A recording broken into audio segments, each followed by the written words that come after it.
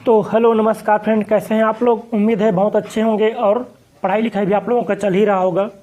तो हम लोग जो क्लास कर रहे थे जिसमें हम लोग लाभ हानि के सवाल को देख रहे थे, हम मैंने इजीली सवाल से हल किया था और उसके बाद हम लोग थोड़ा टफ क्वेश्चन तक पहुँचे हैं। तो आज के जो सवाल है आप लोगों को ऊपर दिख रहा होगा स्क्रीन पे, और इसको पढ़ते हैं। यदि एक रेडियो सेट 1120 रुपये में बेचा जाए तो 40% लाभ होता है। 60% लाभ कमाने के लिए इसे कितने में बेचा जाएगा। ठीक है, 1120 रुपये है, इतने में बेचने पर एक रेडियो सेट में हमें 40% का फ़ायदा हो जाता है। ठीक है, 40% का फ़ायदा हो जाता है। तो देखिए 40% का फ़ायदा तभी होगा जब इतने में जब हम बेच रहे हैं तो इसमें क्रय मूल्य से 40% अधिक में बेचें। मतलब इसमें जो क्रय मूल्य होगा वो अपने आप में 100% होगा। ठीक है, और 40% प्लस बेनिफिट भी होगा, तब जाके कुल मिला के 100 और 40 ये दोनों मिल के हो जाते हैं 140%। ये मिला के 140% होगा। तो अब कहता है कि हमको इसमें 60% लाभ कमाना है। मतलब ये 40% लाभ कमाए हैं, ठीक है, तो यही लाभ बढ़कर 60% हो जाए तब हम उसको कितना में बेचें। तो आप देख सकते हैं ये 1120 रुपये है, ये है 140% के बराबर हो गया है ना। तो हमें इसमें 160% चाहिए। तब देखिए उसको आगे हम क्या करेंगे, ये 1120, ठीक है, और हम इसमें भाग कर देंगे 140 से। 140 से भाग करें मतलब ये 1120 जो 140% था ये 1% हो गया। अब हम इसमें 160 का गुणा करा देंगे। 160 का गुणा करा देंगे 160% निकल जाएगा। मतलब जो भी आएगा उसमें 60% लाभ जोड़ा होगा। अब देखिए इसको कटा देंगे तो ये शून्य और ये शून्य कटा देते हैं। देखिए अब क्या हो जाएगा, ये 2 से और कट जाएंगे, 2 अट्ठे 16 और 2 सत्ते 14। ठीक है, अब ये और नहीं कटेगा, अब ये और नहीं कटेगा। इस कंडीशन में अब क्या करेंगे, देखिए हम इधर और इसको कटा के देखते हैं तो ये कटेगा कि नहीं। देखिए 7 एकम 7, 4 11, 4 2 42, 7 6 मतलब ये कट जाएगा। देखिए 7 एकम 7 और ये 7 एकम 7, यहाँ से बचा 4, 4 2 42, 7 6 42 और ये शून्य का शून्य मतलब 160। ठीक है, तो यहाँ 160 हो गया, यहाँ 8 हो गया, यहाँ 1 हो गया। जब इसको आगे हल करते हैं तो क्या होगा, यहाँ तो 1 हो गया। अब इसको गुणा करा देंगे तो 8 शून्य शून्य, 8 छक्के 48 की 8 हासिल 4 और 8 एकम 8, 8 और 4 12। ठीक है, तो ये हो जाएगा 1280 रुपये। इतने रुपये में हम बेचते हैं तब हमको 60% लाभ हो जाएगा। तो उम्मीद है आप लोगों को ये सवाल समझ में आया होगा। अब आगे बढ़ते हैं। अब दूसरा सवाल आप लोगों को कहता है, यदि 16 वस्तुओं का विक्रय मूल्य 20 वस्तुओं के क्रय मूल्य के बराबर हो तो विक्रेता को क्या होगा। अब देखिए पहला ऑप्शन है 4% हानि होगी, दूसरा ऑप्शन है 20% लाभ होगा, तीसरा ऑप्शन है 20% हानि होगी और चौथा है 25% लाभ होगा। अब देखिए इसमें होता क्या है, देखिए दुकानदार ने पहले 20 वस्तु खरीदी होंगी। ठीक है, 20 वस्तु खरीदा होगा और उसके बाद उसने उसमें से 16 वस्तु बेच दिया। तो ये 16 वस्तु बेचने पर उसको 20 वस्तु खरीदने में जितना खर्च किया था उसका पूरा कीमत निकल गया। अब उसके पास और कितना बचा होगा, 4 वस्तु अभी भी बचा होगा उसके पास। तो यही उसका फायदा कराएगा। यहाँ की 20 वस्तु का कीमत जितना है इतना ही इस 16 वस्तु का कीमत है। अब उसको इस कीमत पे, देखिए इस कीमत पे ये 4 वस्तु फायदा कराएगा, ना कि इस कीमत पे। ठीक है, तो हम उसका फायदा जब निकालेंगे तो इस कीमत पे निकालेंगे। जाहिर सी बात है यार, 20 वस्तु को जितने में खरीदा था 16 वस्तु को ही उतने में बेच दिया है तो उसका क्रय मूल्य तो वापस आ गया। अब ये 4 वस्तु बचा है, ये उसको फायदा ही कराएगा।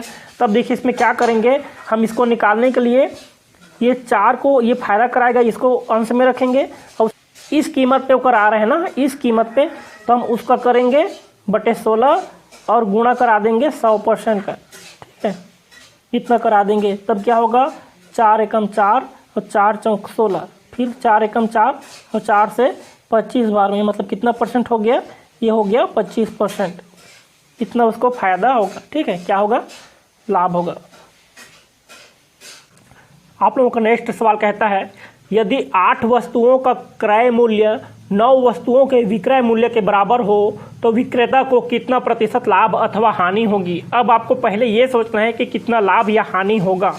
तो देखिए, अब देखिए इसमें सिंपल सा फंडा ये है कि आप लोगों को पहले पता करना होगा कि लाभ हुआ कि हानि हुआ। तो यहाँ पे सवाल को देखिएगा, तो सवाल कहता है कि 8 वस्तु के क्रय मूल्य के बराबर 9 वस्तुओं का विक्रय मूल्य है। मतलब 8 वस्तु को आपने जितने में खरीदा था 9 वस्तु को उतने में ही बेचना पड़ गया, तो जाहिर सी बात है आपको तो हानि हो गया। ठीक है, मान के चलिए आपने 8 वस्तु 100 रुपये में खरीदा था और 9 वस्तु आप 100 रुपये में बेच रहे हैं, तो आपको तो हानि हो गया, हुआ ना। अभी इस आधार पर आप देखिए, मान लेते हैं एक वस्तु का क्रय मूल्य 1 रुपये था। ठीक है, एक वस्तु और उसका क्रय मूल्य 1 रुपये, तो जाहिर सी बात है 8 वस्तु का क्रय मूल्य कितना होगा। 8 वस्तु का क्रय मूल्य हो जाएगा 8 रुपये, लेकिन 9 वस्तु तभी बेचेगा जब 9वां वस्तु भी खरीदा होगा। ठीक है, तो 9 वस्तु कितने में खरीदा होगा। एक वस्तु 1 रुपये में खरीद रहा है, 8 वस्तु 8 रुपये में खरीद रहा है, तो 9 वस्तु भी तो 9 रुपये में खरीदेगा ना। 9 वस्तु 9 रुपये में खरीदेगा, है ना। और बेचने पर क्या कर रहा है, इसी 9 वस्तु को वो 9 वस्तु को बेचने पर कितने में बेच दे रहा है, 8 वस्तु के खरीद मूल्य पर। मतलब इस 9 वस्तु को 9 रुपये में खरीद रहा है, लेकिन 8 वस्तु के खरीद मूल्य अर्थात 8 रुपये में बेच रहा है। ठीक है, अब देखिए यहीं पे 9 वस्तु को 9 रुपये में खरीदा, 9 वस्तु 8 रुपये में बेचा। यहाँ हानि कितना का हो गया, हानि कितने का हो गया, 1 रुपये। ठीक है, ये बस आप थोड़ा ट्रिक से समझिए। 9 रुपये खर्चा करके 8 रुपये में बेचता है तो 1 रुपये का हानि हो जाता है। तो खर्चा कितना किया था, 9 रुपये, है ना, और हानि कितना हुआ, 1 रुपये। तो हानि का प्रतिशत क्या हो जाएगा, तो 1/9। ठीक है, ये उसका हानि हो गया और ये उसका क्रय मूल्य हो गया। इसमें गुणा करा देंगे 100% का, तो कितना परसेंट हानि हो गया, निकल जाएगा। अब ऐसे तो होगा नहीं, तो क्या करेंगे, 9 में हम 100 का भाग कराएंगे, तो 9 11 99, मतलब 11 बढ़ जाएगा, तो 11 सही 1/9, इतना परसेंट का क्या हो जाएगा, हानि हो जाएगा। उम्मीद है आप लोगों को ये भी समझ में आया होगा। तो फ्रेंड, आप लोगों का अगला सवाल है, यदि 50 वस्तुओं का विक्रय मूल्य 40 वस्तुओं के क्रय मूल्य के बराबर हो तो इससे प्राप्त होगा। अब देखिए कितना प्राप्त होगा, लाभ होगा कि हानि होगा, हमें ये निकालना है। अब देखिए इसमें क्या करते हैं, 50 वस्तुओं का विक्रय मूल्य 40 वस्तुओं के क्रय मूल्य के बराबर है। हम पहले ये मान के चलते हैं कि एक वस्तु का क्रय मूल्य 1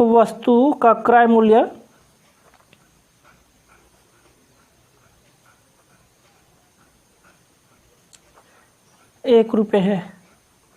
ठीक है, 1 रुपये है। तो इसी तरह से क्या हो जाएगा, 50 वस्तु का क्रय मूल्य कितना हो जाएगा, 50 वस्तु का क्रय मूल्य बराबर हो जाएगा 50 रुपये। ठीक है, एक वस्तु का क्रय मूल्य 1 रुपया, तो 50 वस्तु का क्रय मूल्य 50 रुपया। उसी तरह से 40 वस्तु का क्रय मूल्य कितना होगा,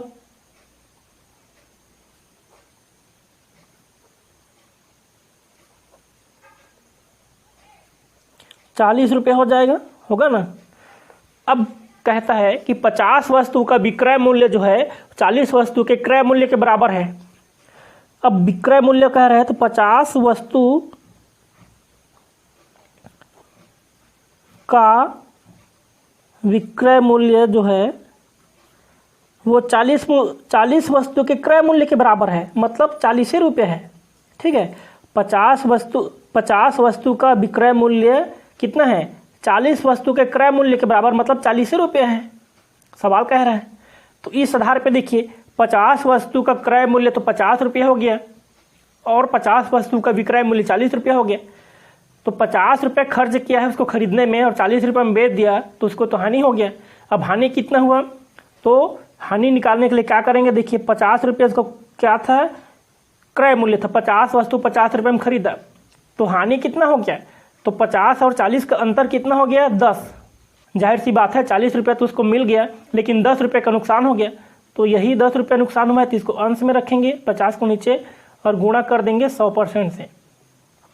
ठीक है, इसका गुणा करेंगे तो क्या होगा, 50 से कम 50 और 50 दूना 100, तो 10 दूना कितना हो गया, 20%। तो इस तरह से देखेंगे तो उसको 20% का हानि हुआ है। तो आप लोगों को उम्मीद है ये सवाल भी समझ में आया होगा। अगर सवाल समझ में आया है तो प्लीज़ वीडियो को लाइक और चैनल को सब्सक्राइब जरूर कीजिएगा। इसके बाद नेक्स्ट सवाल देखते हैं।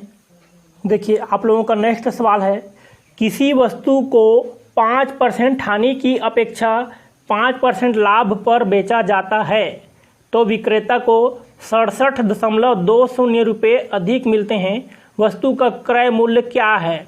देखिए वस्तु का क्रय मूल्य जो है वो अपने आप हमेशा 100% होता है, ठीक है, चाहे लाभ हो या हानि हो, वस्तु का क्रय मूल्य जो होता है वो 100% होता है और इसी से तुलना करके कितना लाभ हुआ कितना हानि हुआ उसका प्रतिशत निकाला जाता है। एक दुकानदार एक वस्तु को 5% हानि की अपेक्षा 5% लाभ पर बेचता है। अब देखिए 5% हानि कब होगा, जब वो 100 रुपये से, ये 100% है, इससे 5% कम में बेचेगा, ठीक है, मतलब ये 100 है तो इससे 5% कम अर्थात 95% उसका मूल्य पर बेच दे, तब वहाँ पे क्या हो जाता है, 5% का हानि हो जाता है। और इसको 5% लाभ कमाने के लिए क्या करना पड़ेगा, ये 100 है, इसमें 5% अधिक, मतलब 105% पर उसको क्या करना पड़ेगा, बेचना पड़ेगा। तो यहाँ पे क्या हो जाएगा, 5% लाभ हो जाएगा।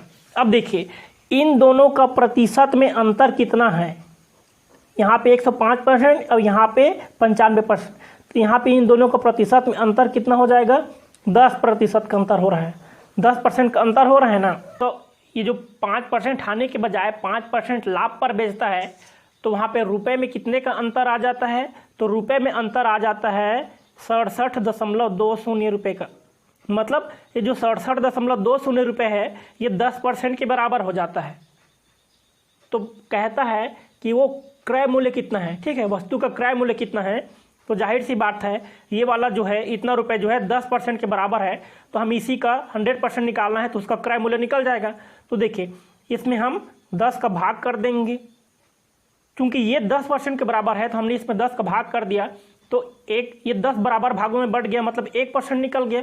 अब 1% निकल गया तो हम उसका 100% निकालने के लिए 100 का गुणा कराएंगे, है ना। तो इस तरह से क्या हो जाएगा, ये शून्य कट जाएगा, ठीक है।